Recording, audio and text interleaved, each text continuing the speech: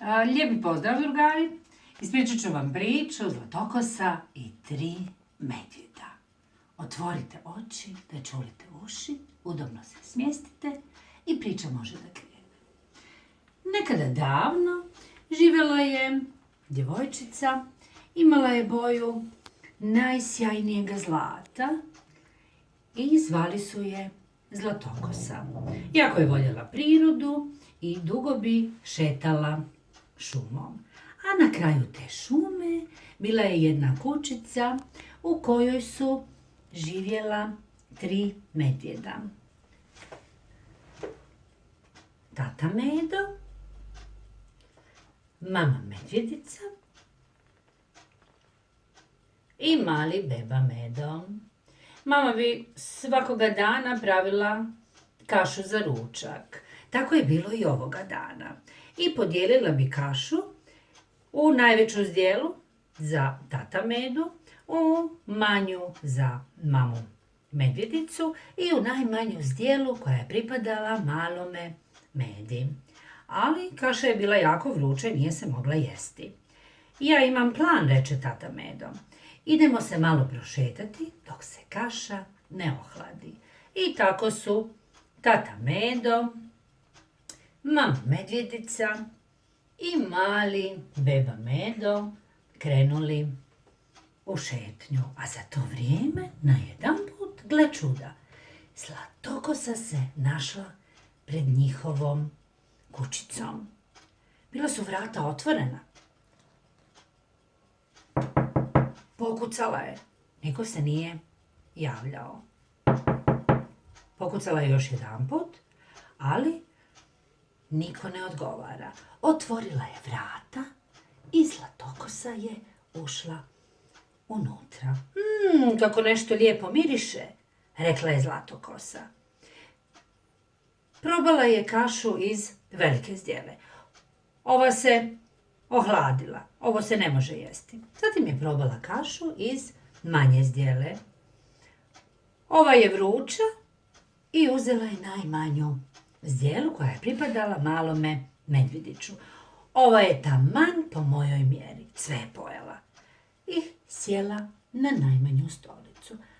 Počela se ljuljati kad najedanput krc, stolica se slomila.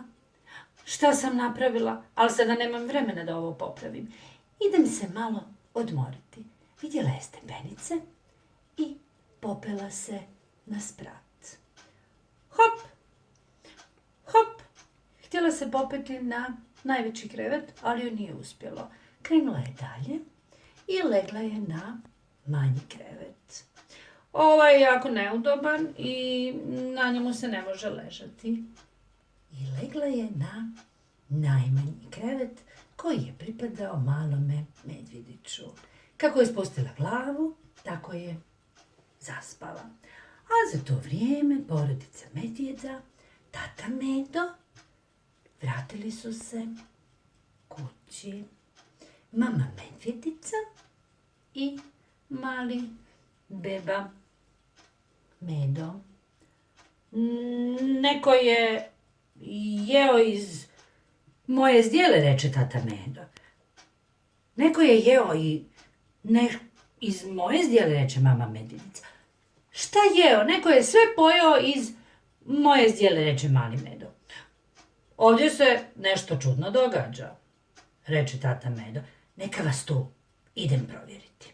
I krenu tata Medo. Idem i ja, reče mama. Možda će ti trebati pomoć. Idem i ja sam hrabar. Ja vam možda mogu pomoći. I tako se tata Medo, mama medvjedica i mali Medo popeše na sprat. Neko je pokušavao se popeti na moj krevet, reče tata Medo. Neko je ležao na mome krevetu, reče mama medvjedica. Pogledajte, neko spava u mom krevetu, vidite. I od silne galame probudi se Zlatokosa kada je vidjela 3 medvjeđe glave i potrča dole i pobježe, kucuje noge ponijele. A tata Medo, mama Medvjedica, siđoše ponovo u kuhinju. Tata popravi Medinu stolicu, mama napravi ponovo kašu, a Zlatokosa, tako zadihana, dođe kući, sve ispriča svojoj mami šta joj se toga dana dogodilo i naravno je obećala da nikada neće ići daleko od kuće i duboko u šumu. A medvjedi svakoga dana su osluškivali da li će sresti onu lijepu Zlatokosu, ali do dana današnjeg nikada je više nisu vidjeli, niti su za nju išta čuli.